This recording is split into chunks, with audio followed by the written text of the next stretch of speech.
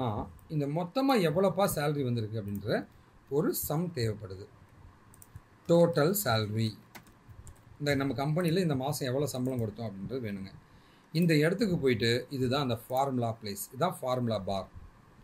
இங்கே போயிட்டு equal to அப்படின்னு கொடுத்துட்டு சரிங்களா, ஓகேவா, சம்முன்னு கொடுத்தீங்கன்னா உங்களுக்கு நிறைய சம்மில் நிறைய ஃபங்க்ஷன் இருக்கும் பாருங்களா.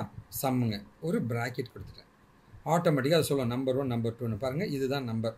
இதை சரி நம்ம என்ன பண்ணலாம்னா சியில் 16 அதை நான் போய் கிளிக் பண்ணுறேன். பாருங்கள் C16 அங்கே வந்துருச்சு. புரியுதுங்களா? நம்ம இப்படியே இப்படி இழுக்கலாம், இப்படியே இப்படி இழுக்கலாம். இழுத்தோம் அப்படின்னா C16லேருந்து C18 வரைக்கும் வேணும். முடிச்சிட்டேன். இப்போ நான் என்டர் பண்ணனா பாருங்கள் இது எல்லாத்தையும் ஆட் பண்ணி 1690ன்றத ஆட் பண்ணி வந்துச்சு. ஸோ என்னுடைய ஆவரேஜ் ஆஃப் சேலரி எனக்கு வேணும், ஆவரேஜ் ஆஃப் சேலரி எனக்கு வேணும்னு ஆசைப்பட்றேன்.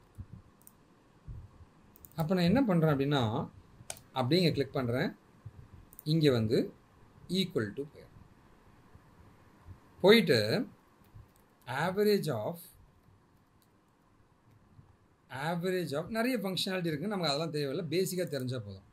ஆவரேஜ் ஆஃப் இதில் இருந்து எனக்கு இது ஃபுல்லாக வேணும். ப்ராக்கெட் போட்டுனா பாருங்கள் 563 ரூபா ஆவரேஜாக நான் சேலரி பே பண்ணுறேன். ஆனால் அந்த டோட்டல் சேலரி டிவைட் பை 3 போட்டாலும் வருமானா ட்ரை பண்ணலாமா? இங்கே நான் இப்படி வச்சுக்கிறேங்க, திரும்ப இங்கே ஈக்குவல் டு கொடுத்துட்றேங்க, ஓகேவா. ஸோ இந்த நம்பர் டிவைடட் பை 3 பாருங்கள் அதே தான் வருது. இந்த நம்பர் இந்த நம்பர் டிவைட் பை 3னாலும் அதே தான். இது எல்லாத்தையும் ஆட் பண்ணி டிவைட் பை 3 போட்டால் ஒன்று தானே.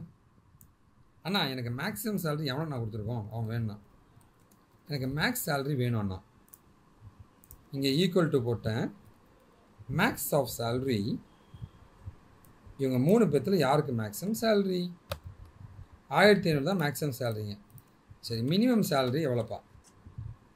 திரும்ப நான் ஈக்குவல் டு போட்டேன், மினிமம் கொடுத்துட்டேன், மினிமம் கொடுத்துட்டு அப்படியே எதை செலக்ட் பண்ணிட்டேன். ஸோ கவுண்ட் ஆஃப் எம்ப்ளாயீஸ் எத்தனை பேர் இருக்காங்க என் கம்பெனிலன்னு தெரியணும். சம்பளம் கொடுத்தது எத்தனை பேருக்கு சம்பளம் கொடுத்ததுன்னு கேட்குறாங்க. அப்போ வந்து ஈக்குவல் டு கவுண்ட் ஆஃப் இவ்வளோ பேர் இருக்காங்க 3. ஸோ இதுதான் ஃபார்முலான்னு சொல்லுவாங்க. இந்த மாதிரி நிறைய ஃபார்முலா இருக்குங்க, இது பேசிக்கான ஃபார்முலாங்க, ஓகேவா.